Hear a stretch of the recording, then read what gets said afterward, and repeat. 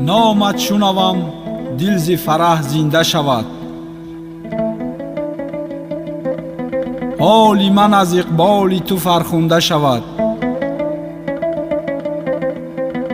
و از غیر تو هر جا سخن آید به میان،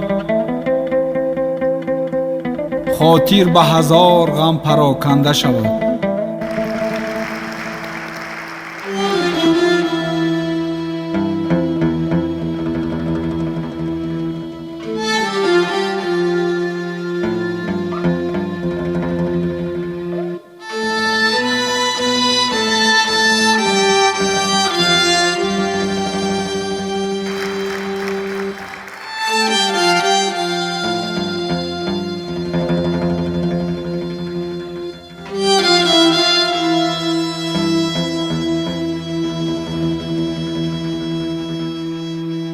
زیگیتی همه پندی مادر نیوش، با بد تیز مشتاب و بر بد مکوش.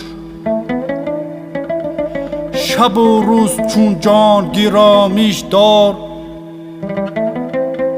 که چون جان بپروردد اندر کنار.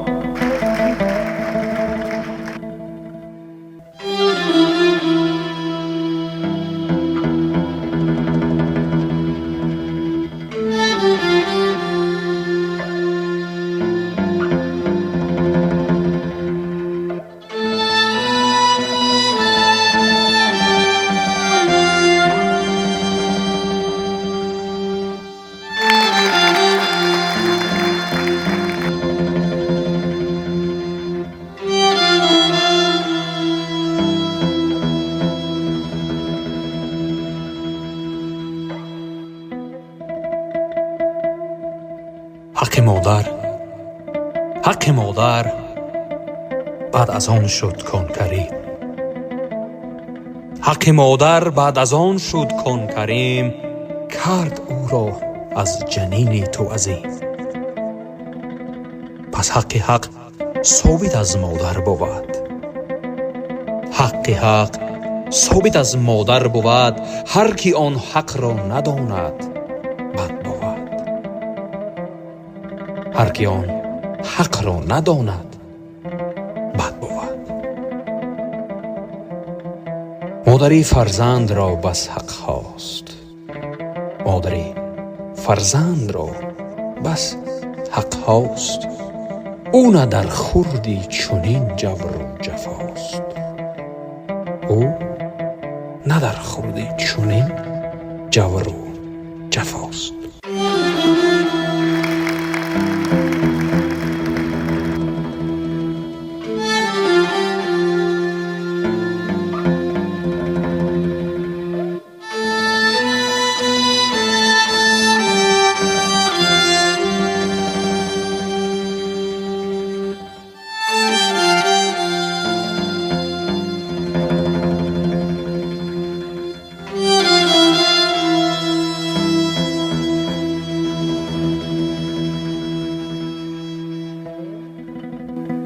بی پدر ممکن است شد معلوم،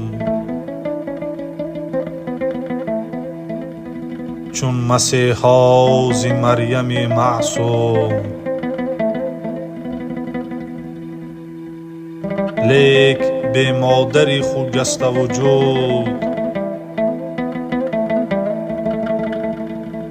والدی را نگفته کس مولود.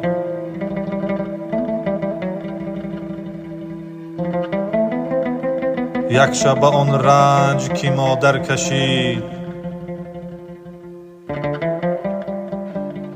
با دو جهانش نتوان برکشید.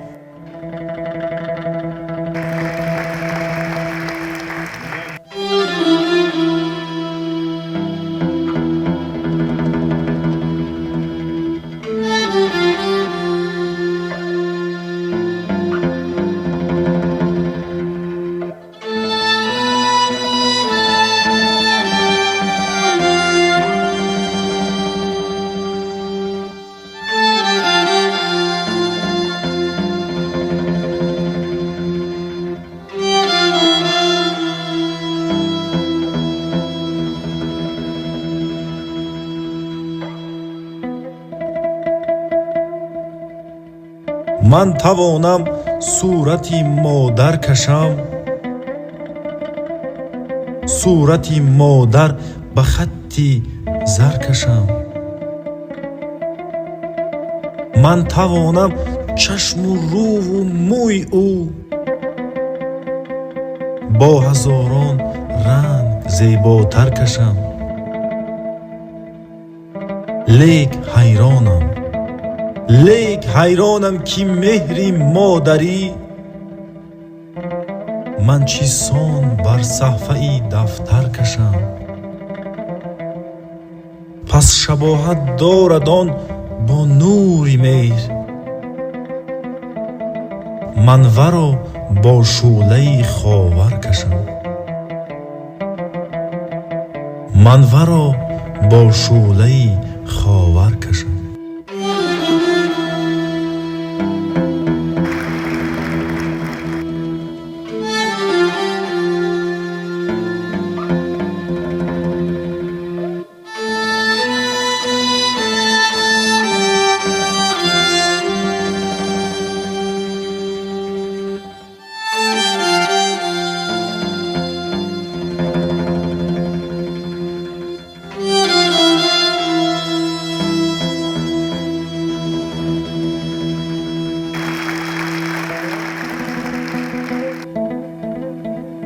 رفیقان مهربان، زن مادر آفرنده حیات بشر می باشد.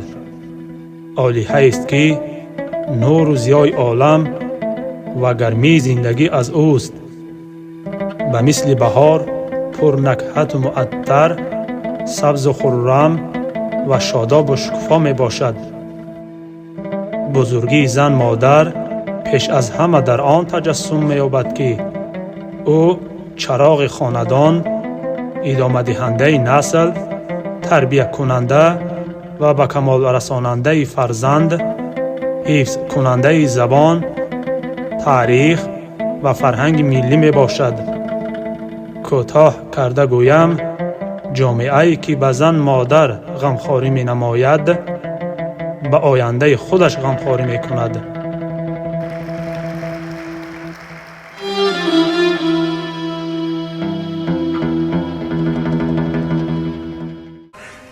سخنی که مادر به فرزند میگوید، نه زنت میگوید، نه دخترت میگوید، نه پیسرت میگوید، نه نبیره و عبیره اگه کسی دیگه با فرزند 100 برای مادرت باشد، برای او تو کودکی، تو فرزند هستی. همین که سخنهای میگوید من نشیدم، اون سخنهایی که من از مادر شنیدم. یک ساعت زنده‌داری مادر خدمتش که به جا آورده نمی‌کنه. یک شب همه زندگی روزگار و عائله‌داری در سر مادر است، در سر زن است.